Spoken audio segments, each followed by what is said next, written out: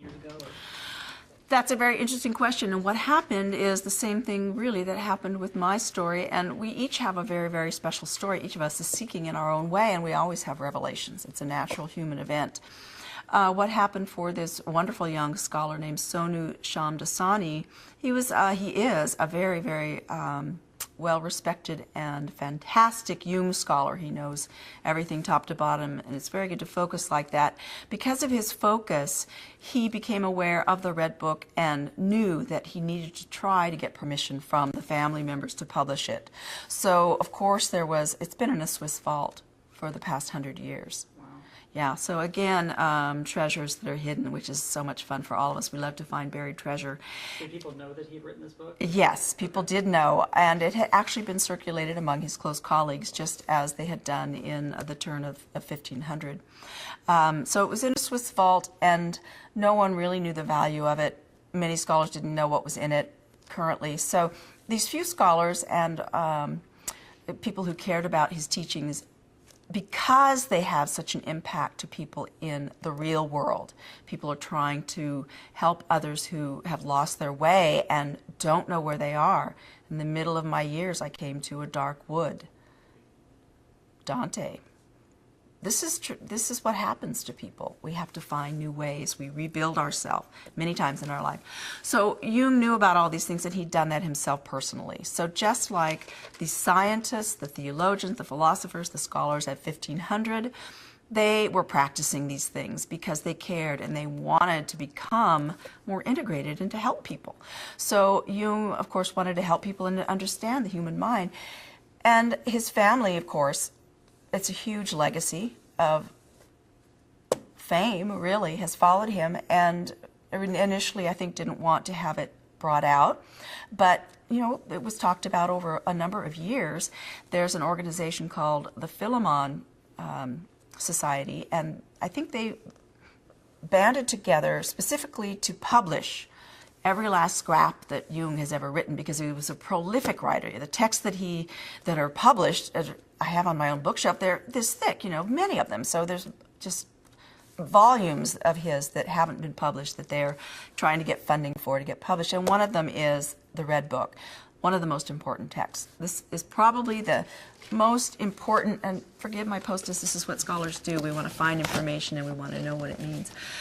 So this is probably the most important publication in psychology in the last 100 years since then, because it's the basis, it's the reason he kept on, it's the reason and the key really to what he was talking about. Why was he coming out with these structures that people could then latch onto and say, here is a system of science we can help other people with. We can help people reintegrate their soul. They've lost their way. They're desperate. You know, they're suicidal. This happens all the time, every day to people. And other people want to help. So he had written the Red Book, and it's very dramatic, as I said, and what he finds is what every human has been finding ever since we were indigenous shamans in prehistory. We haven't changed that much. We find basic forms within the mind that give us an idea of how the universe might be structured. Now, people have different opinions about what that means. Theoretical physicists have one idea, theologians have another idea. You know, for myself, my own temperament, I say the binary code to me means finding God in the spirit in between that duality. So we look at simple forms like the binary, 2 or 3, a triangle, an equilateral triangle. They loved these beautiful forms, Plato's forms, that were the building blocks of nature. They learned how to build beautiful churches, synagogues, and temples by using these structures that actually work in the physical world. So for instance, I'm presenting a paper this summer that includes work by Buckminster Fuller, because he was another esotericist on the East Coast that inherited what America has inherited from Europe, came over in the 1700s, late 1600s, with these esoteric ideas. So they haven't gone anywhere. They're still within us, within our subconscious, within our unconscious, whatever you want to call it. But to me, it's love. And so many of the symbols that come to mind or become part of our human awareness, for instance, are simple symbols, like the sun, the symbol of the sun. It's an idea that the human mind and heart is attracted to, and it becomes the central part of a whole myth that we weave meaning around, and it becomes part of a hierarchy of images and symbols that we use to make sense of our world and really to order our mind so that we can do constructive work. So Jung also went through that dark wood and came out with some beautiful things. This is one of the symbols that I have been studying recently, and it's come to me the same way as it did to him.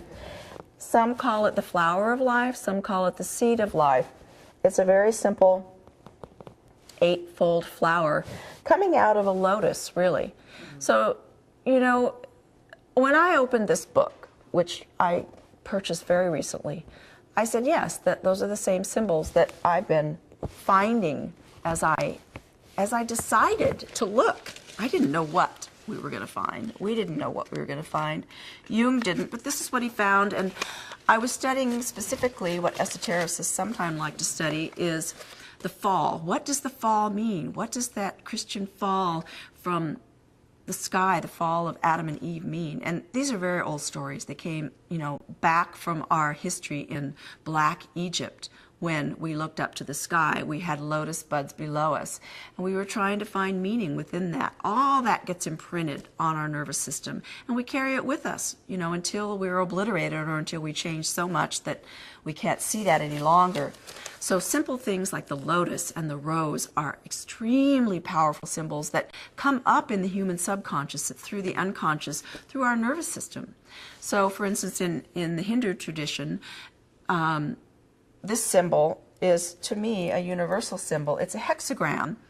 It's used also in the Hindu tradition as the heart chakra. So it's called the Anahata chakra. And this is where the unity of the triangle from below, the earth, unites and reunites with the unity of the triangle from above.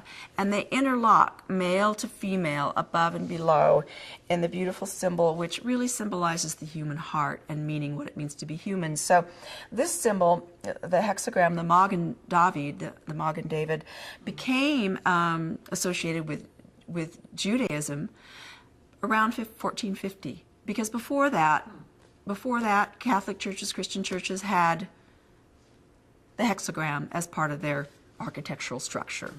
And they still do. If you go to Cairo, you can see all of these beautiful symbols mixed together.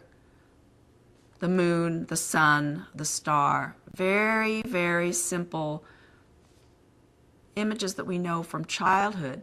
The moon is magical. It's not a rock, it's magic. And so is the sun. There was a funny interview recently on Jon Stewart, and he came to that point. He was interviewing a popular actor who has been doing some work on television about esoteric ideas, the meaning of the universe, looking at physics. I can't remember. It's a wonderful elderly black man. He has this short beard and some gray hair. And is this recent? Recent. And he's been talking to some theoretical physicists because he's interested as well. And they were laughing because Jon Stewart said, well, so since the physicists don't really know even what the spark of life is, they just kind of say, well, it's the sun god. Mm-hmm. And that is what it is. And we don't know. It's a mystery. We're always going to be seeking for it. Theoretical physics is looking for that spark, and they actually have found it, the genesis of creation. Mm-hmm. But, of course, we have to create these huge generators to make it happen. You don't have to. We actually have an amazing generator in our own human nervous system. It's a technology that people have been doing with the human body for millennia.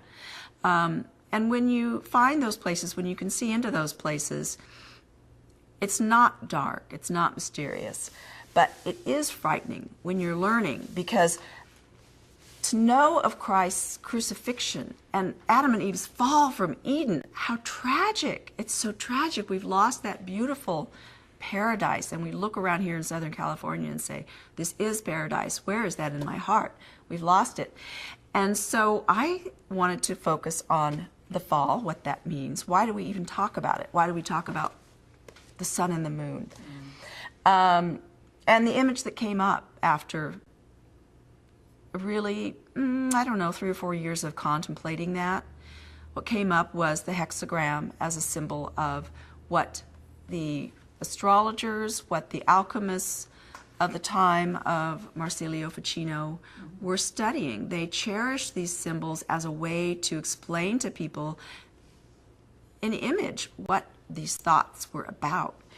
This cross, for instance, I got recently. Now, the cross, of course, carries Christian implications, and that's a good thing, but to some people it means a lot more. It means, the intersection of what it means to be human and what it means to try to walk in the footsteps of God as a human, try to do good things.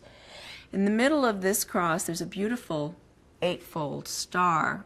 It's actually a flower, the eightfold flower. So it's like a rose cross. It's like the Rosicrucian symbol. This is from 11th century Byzantine reliquary. It's a replica. But this is the same image that came from the African lotus in Upper Egypt at the headwaters of the Nile. Came down with all of those conquerors to Lower Egypt in Alexandria. They brought that with them in image and in form. They used the seeds of it to make bread. So it literally was the seed of life. So interesting what you said, the connection to the Rosicrucians too. That's a yeah. Interesting connection. Yeah, and so not to go into what Jung said too much in depth, because it's really immense. It's an immense work, and it's a very slow work, as he said. It actually took me 8 years, and Egypt was the last place I thought I would end up, because I think of it kind of like a closed book. You see it in museums, and it's very, very distant in the past, say 8,000 years ago, very distant past, that they actually are finding these relics from, and these records in hieroglyphs. But I came upon that after 8 years of contemplating, well, what does the fall mean? And it was just ourselves back hundreds of thousands of years ago, wondering what it meant to be human. And the ideas, fortunately for us, are easy to capture in symbol. Jung says this: there are not many truths, there are only a few. Their meaning is too deep to grasp, other than in symbols. So this is what esotericists like to do, is to go ahead and take the authority to use those symbols to share that with each other. How does that bring us back to Ficino? I will tell you, it's because the teachings from Egypt did come forward. They came forward through exile, the Jews being exiled out of Egypt, then being exiled into Babylonia, coming back into their area in Jordan and Syria. All those cultures in the cradle of civilization, they are what our past is about. And they all intermingled intimately. So we all, we like to categorize everything. Oh, I'm a Christian, straight up. Oh, I'm a Buddhist, da-da-da. And we do. We practice certain things in our life. It's a ritual that each of us has individual rituals. We are finite. But to look at a more infinite level, we're all very intermixed with each other. And the Assyrian teachings, Babylonian teachings, Egyptian teachings, Greek teachings, which all then moved up into Italy and into Northern Europe, Western Europe, and came with our ancestors to the East Coast. So my own ancestors, coming back to the story of the Huguenots, they cherished these simple images besides their own Bibles that they carried with them and cherished with their life, the words. They carried also images, because that was a simple, small way of carrying information of great, deep meaning. So Lefebvre and his colleagues, Marsilio Ficino, they would sit together in the Platonic Academy, and he would play the lyre, and he would sing these beautiful Orphic hymns. And Orpheus, of course, is part of the Greek heritage. Mm-hmm. So one of the hymns is called To the Sun. And it's basically talking about the sun god, the leaping coursers, beaming light from far, with thy right hand the source of morning light, and with thy left the father of the night. So once again, they're just talking about very, very simple architectural geometric symbols. Okay? The cross goes this way, the cross goes this way. In the center is where we hope to find meaning. And this center of the human heart actually is experienced by adepts as a lotus blossom opening. The neurological patterns create this as a light form. Recently it's been discovered that the very topmost part of Saturn was one of the 7 planets that was known at the time in 1500. And it was, you know, worshipped as one of the highest gods. And they are finding on the top of Saturn is a pattern. It's a hexagon pattern. So when you see the image of Saturn portrayed as a hexagram or hexagonal, or the sun portrayed in some alchemical treatise as the moon and the sun merging into this transcendental, it's a transcendent experience. So they bring that forward. They actually did carry these symbols. Lefebvre had another heretical text that he was exiled for. It's a 5-fold psalter. So he brought forward 5 different versions of a psalter, the Gallican, which would be the French kind of culture of the Latin Psalms of David, and compared that with the Roman version and other versions juxtaposed to each other because they were trying to sort this out. What does this all mean?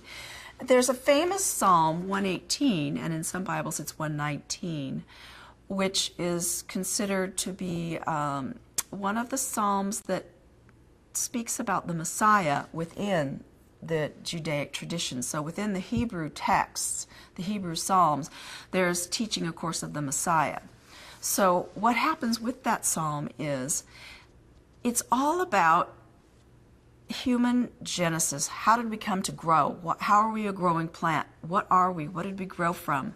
And it's about the genesis of creation. So the same thing our theoretical physicists, computational physicists are studying now. They want to study the spark of life. It's the magic. They're looking for that spirit of spark of life within, that brilliant light within dark and light that comes forward to us. So they studied that as geometric symbols, like Pythagoras. They brought forward all of those teachings from Syria and Assyria, and symbols came with them. Many of them were images of flowers and stars and suns, which all were interchangeable. They basically meant the same thing. The center of meaning. It's the center of everything that's good. It's that magic point, that magic moment of the genesis of creation. Everyone's interested in that. How does God do that? How does he make this physical world? And we want to have some of that power so that we can build things for each other and take care of each other. And some people want it for not good reasons. But the scholars that were studying from the turn of the 16th century used a symbol that's called the seed of life. It's a circular symbol, and in it a smaller circle, like this, and then it has 6 circles that intertwine like this, like the 6 days of creation.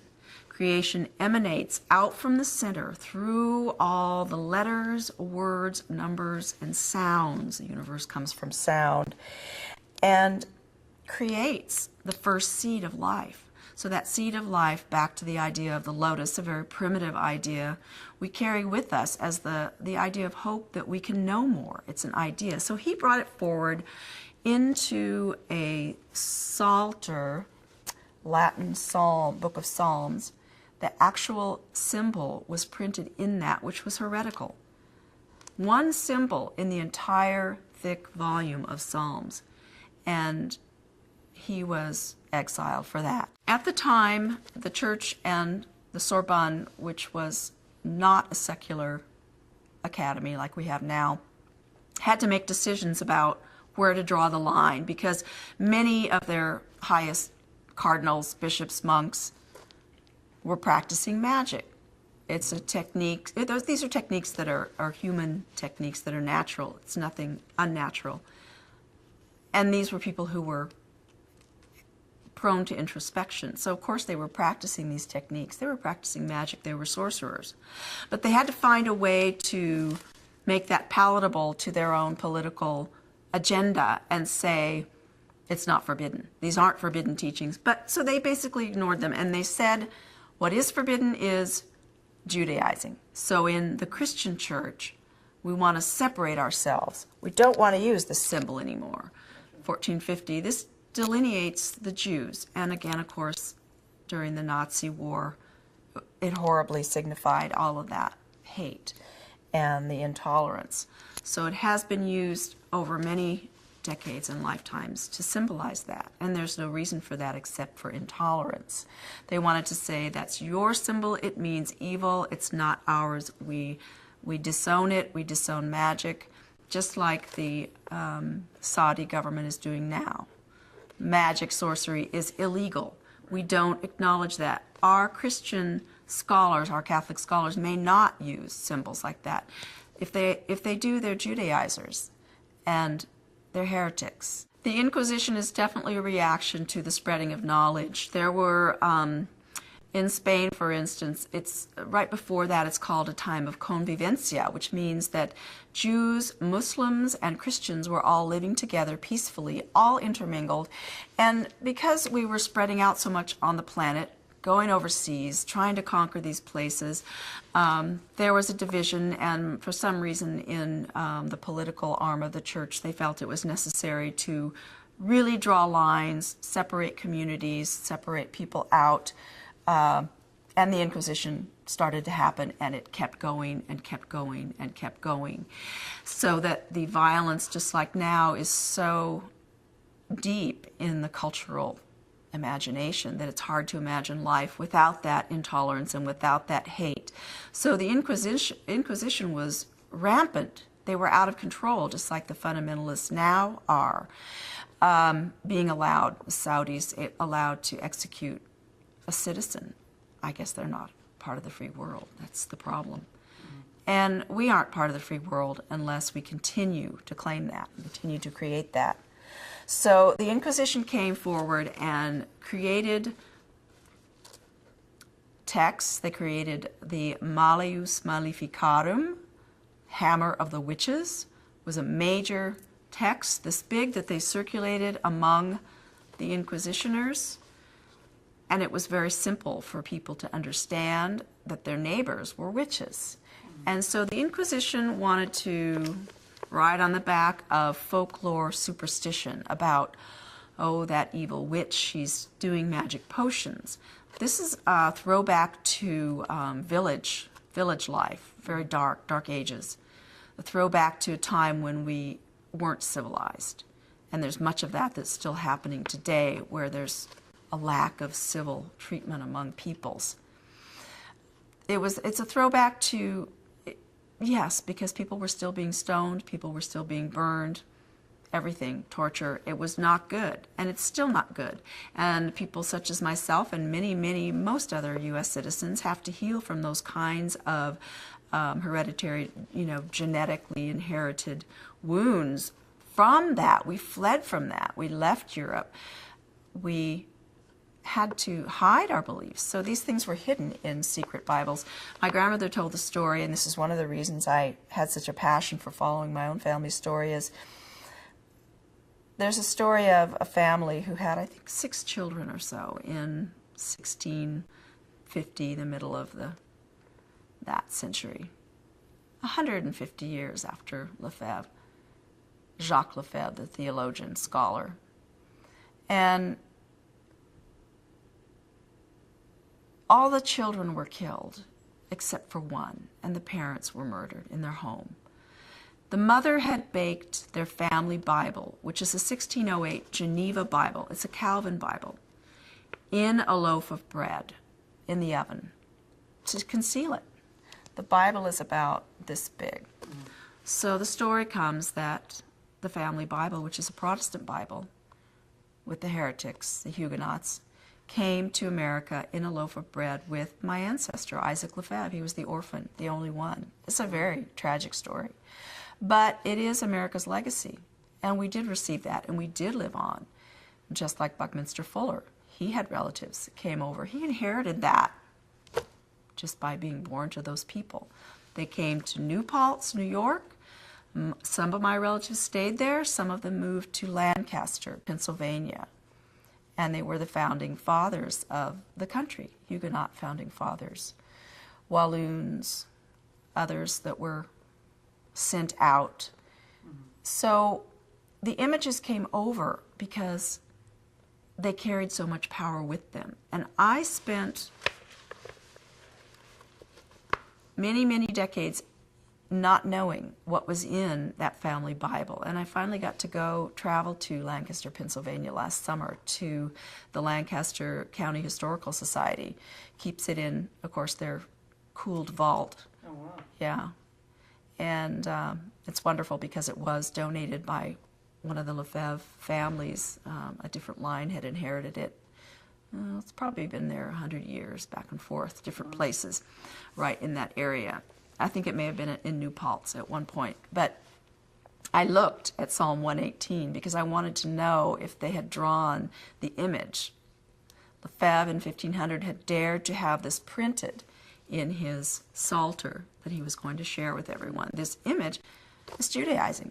It's an image that becomes the hexagram when you connect the lines and draw the geometric symbols around this flower, around this rose cross. Was it there? It wasn't. Very interesting, because it was a Calvin Bible.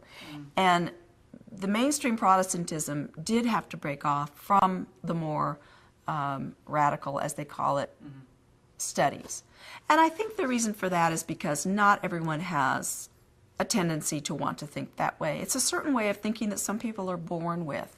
There's nothing wrong with it. There's nothing fantastic about it. It just is in some people, but it needs to be acknowledged and allowed and tolerated. So people that have that way of speaking and thinking, just like gays, need to be invited into academia and allowed to speak what we know. There's a reason for that. It's because it's very deep-seated among us, and those people carry that seed of life. Jung found it. He had never seen alchemical texts with those images. I hadn't either. I started looking inside, I started looking in texts. I found one book by Francis Yates, Giordano Bruno, in the Hermetic tradition, pictures on the cover, the geometric symbols. I said, that's it, that's what I'm studying. So finally, for my own story, at the end of my studies for my master's degree, which lasted 4 years, I was much too engaged in it to finish in 2 years, at my thesis defense, one of the people that was on my committee had just come back from Princeton. He's an amazing scholar. These people are all amazing. He went to Princeton on a fellowship, or was there meeting to see if he was going to receive this fellowship to study some of the texts that are there. And he came back and he said, this is esoteric. You're studying esotericism. And this was not to my thesis defense. So it's a natural human phenomenon that we come across in the course of studying the intellect, studying human mind. Jacques Lefebvre had a system, and this is all inherited from Ficino. I'm just studying him as my direct trajectory.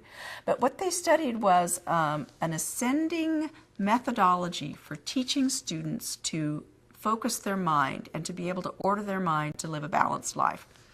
He started with imagination, broad imagination, a lot of words, Aristotle, a lot of words, very out in the world. Images, colors, animals, trees. Imagination, reason is the central one. Our academy has gotten stuck in reason. And reason he found in scriptures, so it's very, very well thought out ideas and teachings that can be shared with others. Imagination, reason, and intellect, and they embellished that idea, intellect then for them, because they were intellectuals. Not everyone is. It's a very, rare person maybe who wants to just spend that much time, or can, thinking about that. But these are valuable gems because they belong to all of us. So the intellect for these scholars was really a Neoplatonic idea. And so they studied like the pagans as part of the Christian tradition. They kept insisting, no, we're not separate from the Greeks and pagans. This is all part of our inheritance. Christianity, the scriptures that are written down, that were translated from Hebrew and Greek, now into Latin. Plato wasn't a non-believer. He wasn't one of no faith. He was a thinker who used these very basic symbols and images. And one of the ideas that they used was one, the number one.